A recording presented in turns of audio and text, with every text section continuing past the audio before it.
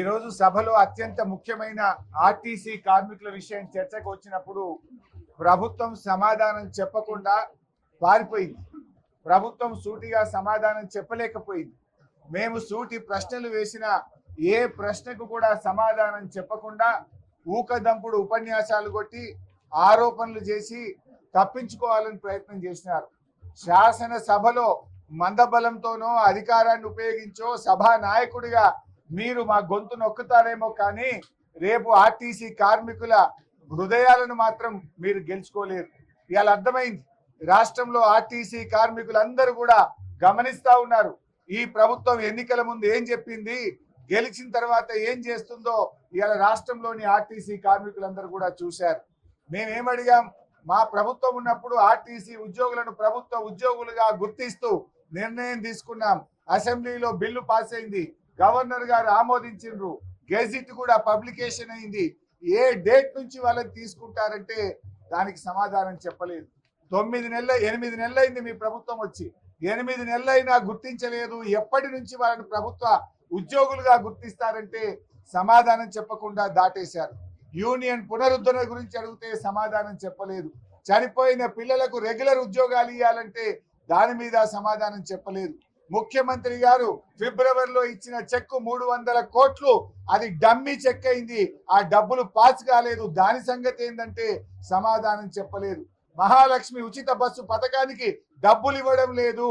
మీరు April May 2 నెలల్లో 1 రూపాయి కూడా ఇవ్వలేదు. ఎందుకు ఇవ్వలేదు, ఎప్పుడు ఇస్తారు అంటే దానికి సమాధానం చెప్పలేదు.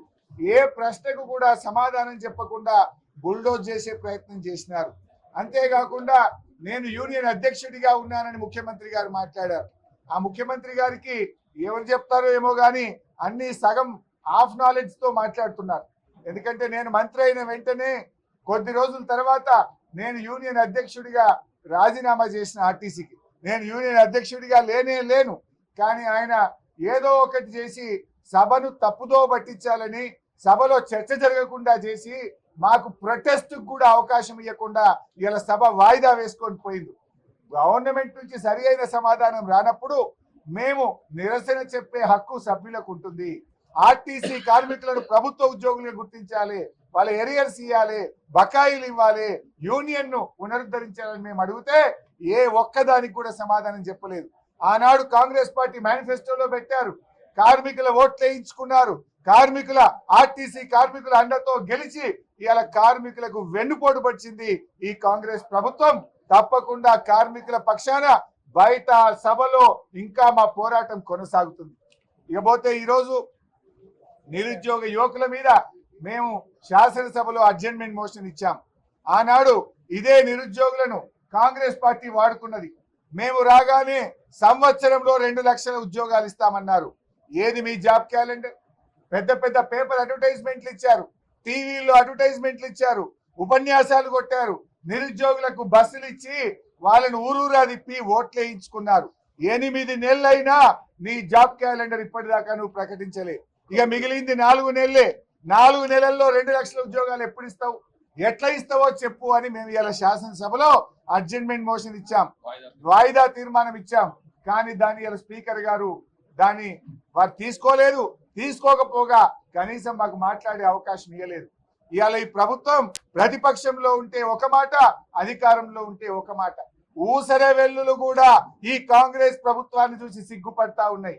ఊసర వెల్లుల కంటే వేగంగా వీళ్ళు రంగులు మారుస్తా ఉన్నారు. ప్రతిపక్షంలో ఉన్నప్పుడు మేము గ్రూప్ 2, గ్రూప్ 3 వాళ్ళకి పోస్టులు పెంచుతామని మాట ఇచ్చారు. ఈ రోజు సాధ్యం కాదు అని మాట్లాడుతున్నారు. అది సాధ్యమైతది. గతంలో ఇదే రాష్ట్రంలో నోటిఫికేషన్ వచ్చిన తర్వాత అనేక పరీక్షలకు పోస్టులు పెంచిన ఉదంతాలు మన రాష్ట్రంలోనే ఉన్నాయి. ఆ రోజు సాధ్యం అవుతుంది ఎట్లా, ఈ రోజు సాధ్యం కాదెట్లా? అంటే నీకు మనసు లేదు, నువ్వు మోసం చేస్తున్నావు, నిరుద్యోగ యువకులకు మోసం చేస్తున్నావు. 1:100 గ్రూప్ 1 ఉద్యోగాలకు 1:100 కు మెయిన్స్ కు అనుమతి ఇవ్వాలని పిల్లలు పాపం పోరాడుతూ ఉంటే ఆ పిల్లల మీద పోలీసుల చేత కొట్టిస్తా ఉన్నారు. హాస్టళ్లకు వెళ్లి అర్ధరాత్రి ఎత్తుకొచ్చి పోలీసులు ఆ విద్యార్థుల మీద అక్రమ కేసులు పెడతా ఉన్నారు. నిరుద్యోగ యువకుల వీపులను లాఠీలతో విరగ్గొడతా ఉన్నారు. మీకు ఆ హక్కు ఎక్కడిది, మీకు ఆ నైతికత ఎక్కడిది అని అడుగుతా ఉన్నా. మీరు నిరుద్యోగులు ఏమడిగినారు? ఏమైనా గొంతెమ్మ కోరికలు అడిగినరా? మీరు మీ కాంగ్రెస్ పార్టీ మేనిఫెస్టోలో చెప్పిన విషయాలే అడిగారు. మీరు ఎలక్షన్ల సమయంలో ఇచ్చిన మాటను అమలు చేయమని అడిగారు. ఇదే బట్టి విక్రమార్క గారు అసెంబ్లీలో గత ప్రభుత్వాన్ని అడిగారు. 1:100 గ్రూప్ 1 కు అనుమతించాలని ఆ రోజు అసెంబ్లీలో అడుగుతాడు. ఇవాళ ఉప ముఖ్యమంత్రి కాగానే పెదవులు మూసుకుంటే ఇది న్యాయమా అని నేను అడుగుతా ఉన్నా. అదే విధంగా ఇలా రూల్ ఆఫ్ రిజర్వేషన్ లో కూడా మోసం చేస్తా ఉన్నారు. గ్రూప్ 1 మెయిన్స్ కు అనుమతి ఇచ్చే దాంట్లో ఎస్సీ, ఎస్టీ, బీసీ, ఈబీసీలకు అన్యాయం జరిగే విధంగా మెయిన్స్ కు 1:50లో సెలెక్షన్ చేశారు. 1:100 చేసే అవకాశం ఉమ్మడి ఆంధ్రప్రదేశ్ లో ఆనాడు వైఎస్ రాజశేఖర రెడ్డి గారి ప్రభుత్వం నిర్ణయం తీసుకున్నది. మొన్న విభజించబడ్డ ఆంధ్రప్రదేశ్ లో కూడా జగన్మోహన్ రెడ్డి గారు కూడా గ్రూప్ 2 పరీక్షల్లో 1:100 కు అక్కడ కూడా అవకాశం ఇచ్చారు. మరి ఆ రోజు సాధ్యం అవుతుంది ఎట్లా, ఇవాళ కాదు ఎట్లా? ముఖ్యమంత్రి గారు లీగల్ సమస్యలు వస్తాయి అంటున్నాడు. మరి ఆంధ్రప్రదేశ్ లో ఎందుకో రాలేదు, మన రాష్ట్రంలో ఎందుకో రాలేదు అంటే నువ్వు మనసు లేక, నీకు చెయ్యడం ఇష్టం లేక నెపాలు పెట్టి ఆ నిరుద్యోగ పిల్లల గొంతు నొక్కుతా ఉన్నావు. రాష్ట్రంలో లక్షలాది మంది నిరుద్యోగులకు నీ ప్రభుత్వం అన్యాయం చేస్తా ఉంది. ఇంత ప్రధానమైన సమస్య మీద మేము శాసనసభలో ఈరోజు వాయిదా తీర్మానం ఇస్తే దానికి అవకాశం ఇవ్వకపోవడం చాలా దురదృష్టకరం. ఆ నిరుద్యోగ యువకుల పక్షాన తప్పకుండా బీఆర్ఎస్ పార్టీ పోరాటం చేస్తూనే ఉంటది. రేపు సభలో కూడా ప్రయత్నం చేస్తాం. బయట కూడా ఈ న్యాయమైన సమస్యలు పరిష్కారం అయ్యేదాకా ఈ రాష్ట్రంలోని నిరుద్యోగుల పక్షాన పోరాడతాం. మెగా డిఎస్సి ఆ రోజు ఇదే రేవంత్ రెడ్డి గారు ట్విట్టర్ లో పెట్టిండు. రాష్ట్రంలో 21,000 ఉద్యోగాలు ఖాళీగా ఉన్నాయి, ఉపాధ్యాయ ఉద్యోగాలు ఖాళీగా ఉన్నాయి. మీరు 5,000 ఎట్లు ఇస్తారు? మేము రాగానే 25,000తో ఇస్తామన్నాడు. మరి ఏమైంది?